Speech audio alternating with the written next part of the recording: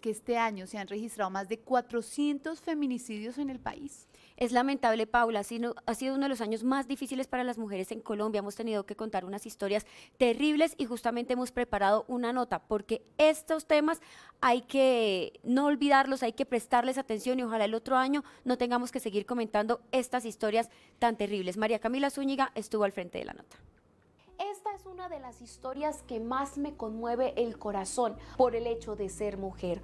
Hoy vamos a recordar a aquellas mujeres que perdieron la vida durante el 2024 en manos de quien sería la persona que un día las amó. Comencemos con la historia de Stephanie Barranco, una mujer de 32 años que perdió la vida a mano de su expareja sentimental, quien llegó hasta su lugar de trabajo en el centro comercial Santa Fe y con un arma blanca le propinó unas heridas mortales. Acabó con la vida y las ilusiones de sus dos hijos y de ella, por supuesto.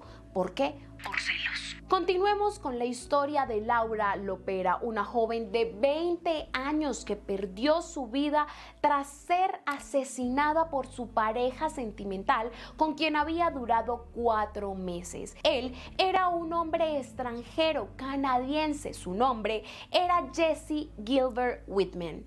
El extranjero llegó hasta la ciudad para celebrar con ella algunos momentos y después su cuerpo fue encontrado en una maleta sin vida en una vivienda en el barrio Sucre de la Comuna 8 de Medellín, con signos de violencia, y fue así como este individuo le quitó la vida. Y continuamos con la historia de Yurley Cervantes, una mujer de 27 años que perdió la vida también a manos de su expareja sentimental, quien llegó y se subió a un SITP y dentro del transporte público con un arma blanca le quitó la vida a esta mujer, propinándole heridas contundentes y mortales.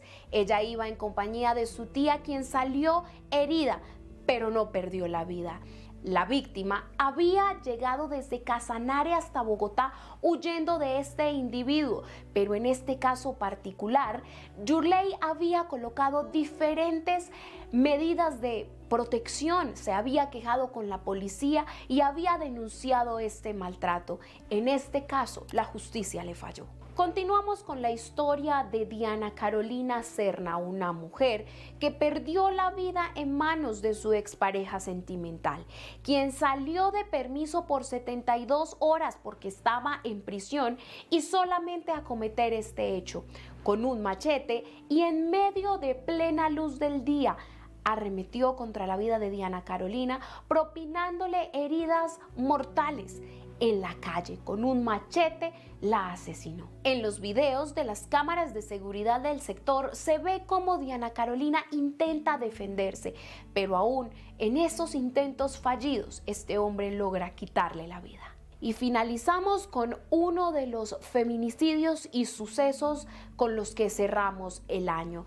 Es la historia de Catalina Leiva, una joven de 24 años que fue asesinada después de asistir a una propuesta de trabajo. Llegó al lugar en donde fue citada. Su novio la dejó en este lugar, pero pocas horas después su cuerpo fue encontrado con signos de violencia, golpes y también abuso sexual. No se sabe qué fue lo que sucedió con ella.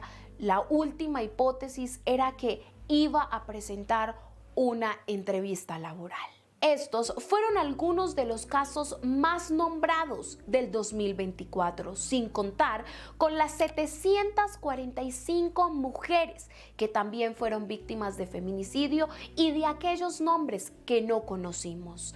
Hoy hacemos este homenaje a esas mujeres de resaltar sus nombres, para que el próximo año las cifras disminuyan y este flagelo no siga matando a las mujeres, porque el próximo año debe ser un año donde no haya ni una más. Y otro de los temas cruciales, Paula, de este año es la paz, porque esto ha estado dando de qué hablar en muchos momentos, no solo pues por lo que ha pasado con el ELN, sino también con las disidencias y con esas negociaciones que está haciendo el presidente y que ha llamado paz total. Para entender para dónde vamos y qué fue lo que pasó este año, pues Andrés Camaño estuvo hablando con un experto en paz sin conflicto y esto fue lo que le dijo. Bueno, a esta hora en W Sin Carreta nos acompaña el profesor Andrés Macías, quien además quizás es uno de los hombres que más sabe de paz y conflicto en todo el país. Quisimos invitarlo para analizar estos puntos referente al gobierno Petro, al gobierno de Gustavo Petro en este año 2024. Profesor, gracias por estar aquí en W Sin Carreta. Un gusto estar aquí con ustedes. Profesor, de una vez, la gran pregunta, ¿la paz total funcionó o no funcionó en este 2024? ¿Cuál es su perspectiva? Bueno, yo diría que no debemos hablar de si funcionó o no funcionó, porque es que para saber si funcionó o no funcionó, si fue exitoso o no fue exitoso, requerimos mucho tiempo después de. Lo que sí podemos llegar a decir es, o a analizar es, si ha tenido resultados positivos o no los ha tenido, y en ese sentido yo tendría a pensar que los resultados en este 2024 no han sido positivos en lo que se esperaba o en las metas que se esperaba alcanzar con esta iniciativa de paz total del gobierno de Gustavo Petro. Bien, profesor, otro de los puntos que preocupa a gran parte del país tiene que ver con los grupos al margen de la ley, el ELN, las disidencias de las FARC, el Clan del Golfo, pero quisiera hacerle la pregunta específica que, por ejemplo, en el caso de las disidencias de las FARC, cada vez se fractura más y salen otras disidencias de las disidencias, eso también se están viendo en otros grupos cada vez más fraccionados, eso, por supuesto, hace más difícil que el gobierno pueda lograr sentarse en una mesa de diálogo con todos, pero entonces aquí la pregunta es, ¿qué se puede hacer para que esto no siga sucediendo, para que con todos se pueda hablar o en caso tal, para lograr una solución pronta con estos grupos que le están haciendo mucho daño al país? Bueno, lo que hay que hacer es fortalecer la estrategia de negociación y acercamiento con estos grupos, que yo creo que es donde está la gran debilidad y una de las razones por las cuales les mencioné que no habían tenido resultados positivos. La estrategia de negociación no ha sido la adecuada. Con la llegada de Oti Patiño creo que se aterrizó un poquito más, se territorializó mucho más, pero todavía falta fortalecerlo mucho en gran medida. Ahora, ¿qué se debe hacer para poder evitar que estos grupos se dividan o salgan nuevos grupos de los mismos que están negociando?